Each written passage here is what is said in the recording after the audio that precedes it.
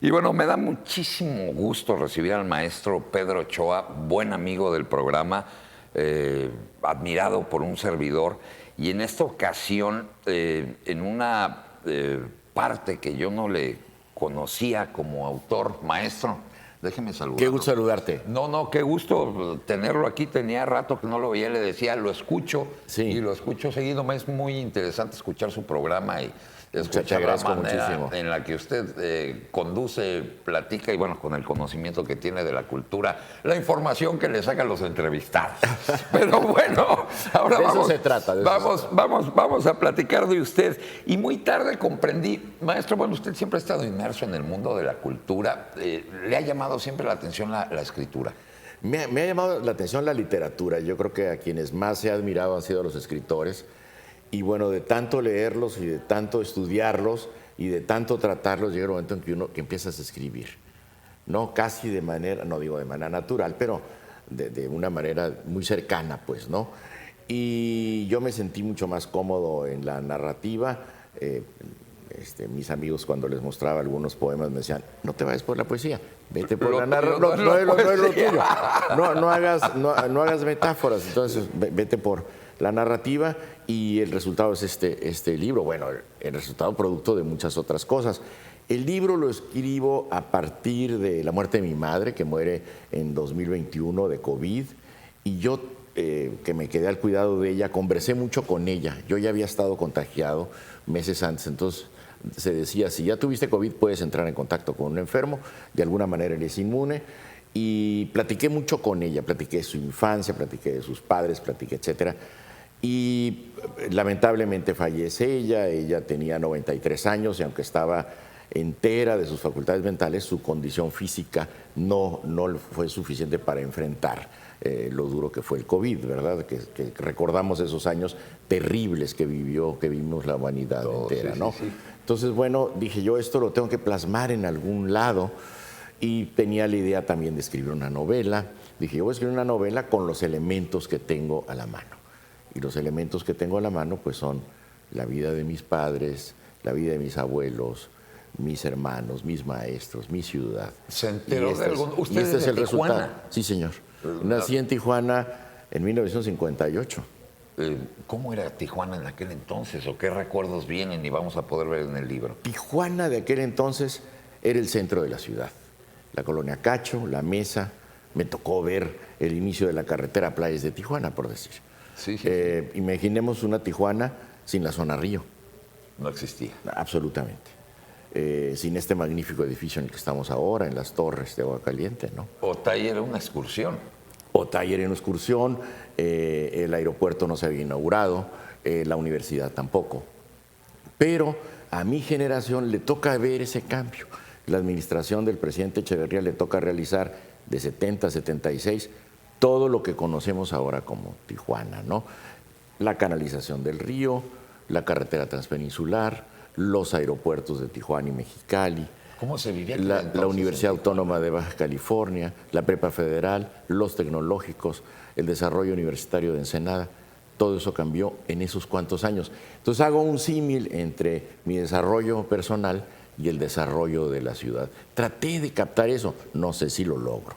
Habrá que pegarle una leída, pero yo creo que sí. Pegarle una leída, sí, porque bueno, puede estar más concentrado en las cosas íntimas, personales, ¿no? Me interesaba mucho recuperar pues la vida de mi madre, la vida de mi padre, de mis abuelos, etcétera, ¿no? ¿Cómo se lleva la vida a una novela? Bueno, evidentemente el gran reto, ese es el gran reto, darle tratamiento literario. Es decir, todos tenemos una vida importante, interesante, divertida que contar, todos tenemos una anécdota, pero si no le damos este andamiaje literario, donde hay un flashback en las historias, un salto de memoria, diríamos, o una transformación de los personajes, no estás diciendo donde los personajes sean creíbles, donde entiendas que el desarrollo del niño va a hablar de una manera, el personaje cuando es niño, a cuando es adolescente se va a transformar su lenguaje. Si no está bien logrado eso, no estás presentando una novela. Y es lo que yo traté de hacer. Insisto, no sé si lo logro. En estas últimas charlas de pandemia con su madre, ¿descubrió algo que no sabía? No, bueno, casi todo lo sabía, pero no lo sabía con esa precisión, ¿no? Con ese detalle. Y tuve el cuidado, incluso la grabé antes de que enfermara, pues antes de que estaba muy lúcida, ¿no? ¿La grabó? La grabé en el celular, la grabé, le hice varios cortes, varios videos, y ese fue un material muy importante.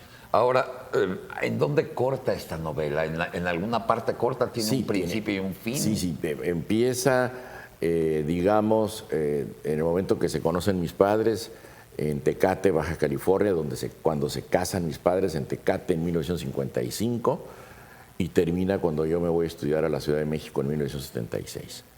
¿Tendrá alguna continuación? Es lo que mucha gente me lo está pidiendo porque la gente quiere ver otro tipo de información en mi libro. Pero por lo pronto es lo que he realizado, es una edición de autor, es una edición completamente independiente.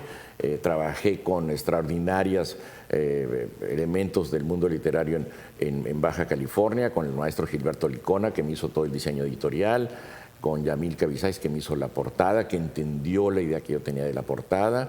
La fotografía de la solapa es del maestro José Luis Venegas, y las otras fotografías, la fotografía de la portada es mía, pero con el tratamiento de Yamilca, y las fotografías familiares pues son del álbum familiar. ¿Cómo es ser un escritor independiente? Primero crees que todo va a correr por un camino sencillo, pero te das cuenta que no puedes ser tan independiente, porque lo que he dicho es que este trabajo es colectivo. O sea, necesitas, por más seguro que te sientas y por más parámetros que tengas en términos literarios, necesitas que alguien te lo revise, alguien que te diga, vas bien, o tu estructura no está bien, o falta que este personaje tenga mayor empaque, que sea más humano. Este personaje que nos presentas no comete errores o no sufre, y entonces no es humano. Porque lo humano es errar y es sufrir y tener éxitos provisionalmente, pero si no hay un sufrimiento humano, no hay esa contextura humana, ¿no? Platíqueme un poquito de la presentación, invítenos. ¿Cómo no? Pues tengo la satisfacción de decir que la directora de Difusión Cultural, de Asuntos Culturales de la Delegación de Coyoacán, la maestra Hilda Trujillo, una amiga y colaboradora de hace muchísimos años. Ella fue muy famosa una época porque fue durante 20 años la directora del Museo de Frida Kahlo y le dio un gran impulso, ¿no? Bueno, Hilda me ha invitado a presentar el libro en la Ciudad de México, y es el motivo por el cual estoy ahora aquí con ustedes agradeciendo la invitación. El próximo 11 de julio, fíjate, la fecha de fundación de Tijuana, en la Ciudad de México, en la Casa de la Cultura Jesús Reyes Heroles, y han aceptado presentarme dos amigos, dos escritores que me ayudaron y me dieron muchas opiniones a lo largo del proceso creativo, que son Juan Villoro y Guadalupe Loaesa. Va a coordinar la mesa el doctor Gerardo Estrada, nuestro amigo que fue 9 años director de Bellas Artes, director de Difusión Cultural de la UNAM, y es a partir de las 7 de la tarde. Debo decir que hay algo que no está en la invitación, que el maestro Tino Contreras, en una de sus últimas visitas a Tijuana, el gran jazzista, me compuso una pieza musical en agradecimiento a los trabajos que hicimos conjuntos. Hice un disco con él y con Batis en el Secut, y él me escribió una pieza que se llama Balada Pedro Ochoa, que no se ha interpretado, que ahí va a ser el estreno, que David Rodríguez de la Peña, quien fuera director del Conservatorio Nacional durante muchos años, la va a interpretar, y bueno, va a ser un estreno musical ahora, también en ese momento, que fíjate, sin proponérmelo, porque ahí me entregó la partitura, yo no la había escuchado. Cuando me manda las primeras pruebas el maestro Rodríguez de la Peña, parece un poco que está hecho para el libro, porque es una especie de nostalgia dulce, no una nostalgia dolorosa, es una nostalgia alegre, que es lo que yo trato de recuperar en el libro. Ahora, maestro, va a Ciudad de México, presenta el libro que viene. ¿Cuándo lo presenta en Tijuana? Ya lo presenté el 2 de febrero, que vino Elmer Mendoza, que es quien me hace el texto introductorio. Ya estuve en Tecate, en Mexicali y en San Diego. Y en Ensenada. ¿Va a haber alguna representación en la región? Sí, bueno, esperemos que se agote esta primera edición y hacer una siguiente. ¿Dónde se encuentra el libro? Hay una librería muy tradicional, ¿puedo decir el nombre? Sí, claro. La librería El Día en Sánchez Taboada, es mi punto de venta más importante. Ahí lo tienen. Pues, maestro, le quiero agradecer mucho. ¿Dónde seguimos su trabajo? Por si alguien no va a Ciudad de México y quiere ver Bueno, la estoy presentación. en todas las plataformas digitales, como dicen los españoles, en Caralibro, en Facebook y en Instagram con mi nombre completo, Pedro Ochoa Palacio.